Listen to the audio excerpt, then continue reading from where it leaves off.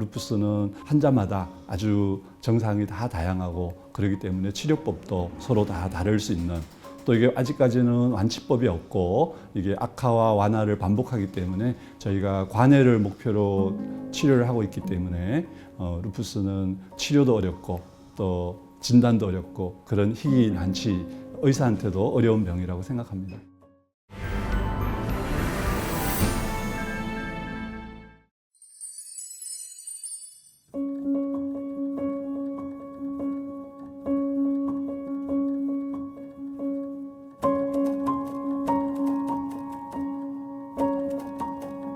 루푸스는 일반적인 자가 면역 질환처럼 유전적인 감수성, 이 병에 잘 걸릴 수 있는 유전자를 가지고 있는 사람이 환경적인 요인, 햇빛이라든지 여성 호르몬의 변화라든지 바이러스 감염이라든지 이런 것들로 인해서 내 몸을 공격하는 핵 성분에 대한 항액 항체라는 것이 만들어지고, 또 세포 내에 DNA라는 것에 대한 항 DNA 항체가 만들어지고, 세포막을 구성하고 있는 인지질에 대한 항인지질 항체라든지 여러 우리 몸의 다양한 성분에 대한 내 몸을 공격하는 그런 자가 항체가 만들어지고, 내 몸을 공격하는 자가 면역 세포도 활성화가 돼서 우리 몸의 피부, 관절,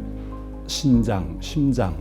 뇌신경 모든 부위를 다 이렇게 공격을 하는 그런 대표적인 전신 자가 면역 질환입니다. 우리가 이제 자외선 노출을 하게 되면은 루푸스 환자가 자외선에 노출되게 되면은 우리 각질을 만드는 그 각질 형성 세포의 세포 사멸이 촉진됩니다. 그러면은 세포가 죽게 되면은 세포 내에 있는 찌꺼기, 그 속에 이제 여러 가지 핵 성분이라든지 다른 세포를 구성하고 있는 여러 성분들에 대해서 루푸스 환자들은 면역 반응이 과민하게 반응하기 때문에 내 몸의 항체가 다른 사람보다 더 잘 만들어지게 되고, 그걸로 인해서 햇빛에 대한 과민 반응이나 피부 발진이나 이런 것들이 잘 생길 수 있습니다. 루푸스 환자는 다른 일반인에 비해서 세포 사멸이 조금 더 촉진되고, 또 사멸된 세포 찌꺼기들이 제거되는 과정이 조금 더 불충분합니다. 그래서 우리 몸 내에 세포 사멸된 찌꺼기들이 좀 더 많이 머물게 되고, 또 면역 체계가 불균형이 되어 있다 보니까 이러한 내 몸을 공격하는 자가 면역 항체나 이런 세포들이 더 활성화가 빨리 일어나기 때문에 좀 더 면역 불균형이 점점 더 심화되는, 그래서 세포 사멸된 그 세포 내의 여러 가지 조직들에 대해서 이러한 면역 체계 이상이 계속 심화되는 거죠.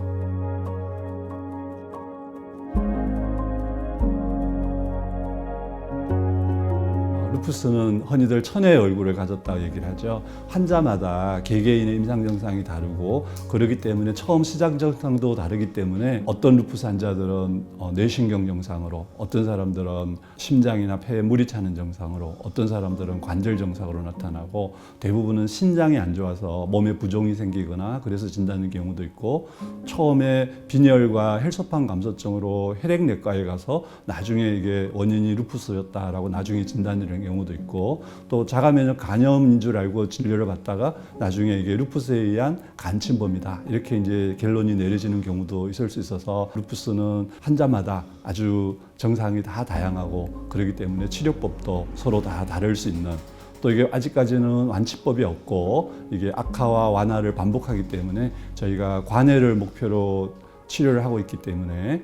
루푸스는 치료도 어렵고 또 진단도 어렵고 그런 희귀 난치, 의사한테도 어려운 병이라고 생각합니다. 사람마다 임상 증상의 발병 정도가 좀 차이가 나고, 처음 분화가 아직까지 루푸스의 증상이 충분히 나타나기 전에 초기에 진단을 하려면은 이게 다른 질환하고 약간 구분이 초기에는 조금 더 어려운 경우도 있을 수 있기 때문에 진단이 어렵고, 이제 루푸스의 임상 증상이 다양하다 보니까 처음부터 루푸스가 아주 전형적으로 증상이 나타나는 경우에는 비교적 쉽게 진단할 수 있지만은, 아주 초기에 진단할 경우에는 루푸스의 증상이 뚜렷하지 않은 경우가 있고 다른 질환과 겹쳐 있는 경우도 있을 수 있고, 이 루푸스를 전문적으로 진단하거나 치료하는 경험 있는 전문의 수가 조금 부족하다 보니까 여기에 대해서 초기에 좀 더 진단을 할 수 있는 그런 어려운 요소가 있을 수 있습니다. 예전에는 루푸스가 전형적인 증상이 나타난 경우, 조금 더 장기 손상이 많이 된 후에 진단되는 경우가 많았고, 최근에는 좀 더 류마티스 전문의, 루푸스를 전문으로 보는 의사들이 좀 늘어나다 보니까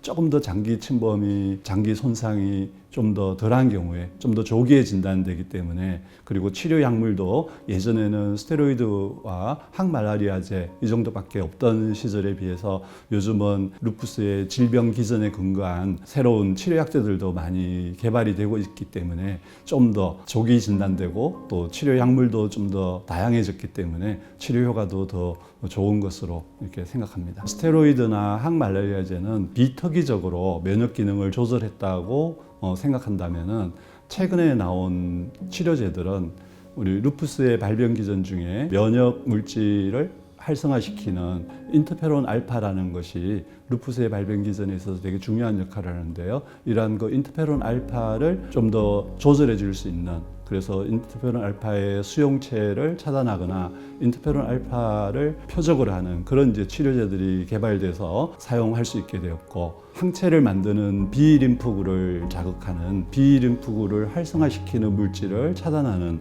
그런 또 치료제들이 개발돼서, 이러한 그 생물학적 제제들, 그러니까 표적 치료 약물들이 요즘은 개발돼서 치료하고 있고, 루푸스 신장염 같은 경우에는 또 루푸스 신염을 악화시키는 것으로 알려져 있는 사이토카인을 차단하는 그런 치료 약물들에 대해서 생물학적 제제가 개발되어서 현재 임상 효과가 있는지 또 임상 연구 중인 그런 약물들도 있습니다.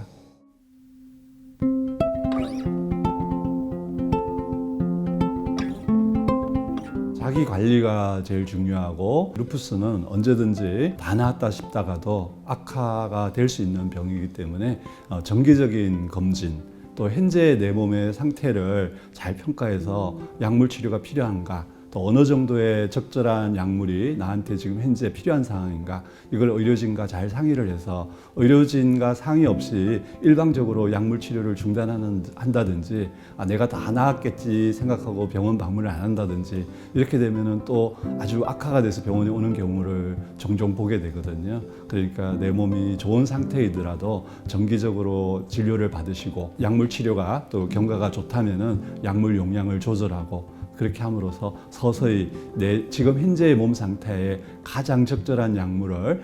의료진과 상의해서 잘 치료를 받는 것이 관해를 유지하는 비결입니다. 그리고 우리가 생활요법에 있어서도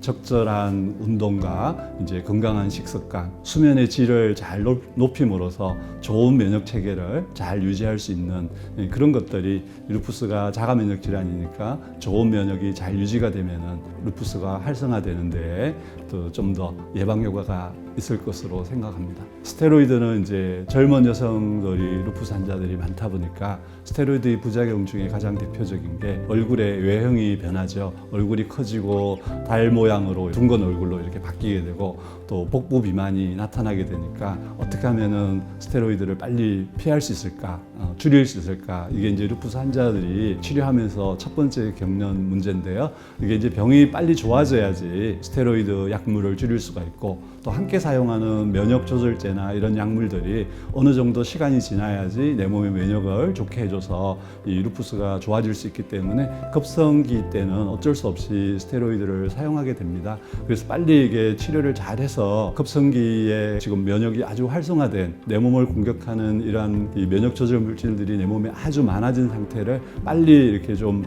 완화시키는 것 자체가 루푸스 치료의 초기에 아주 중요하기 때문에, 처음에 조금 힘들더라도, 내 외모가 변하고 조금 불편하더라도 일단은 약제를 잘 복용해서 빨리빨리, 그래야지 약물을 더 잘 줄일 수 있을 걸로 생각합니다.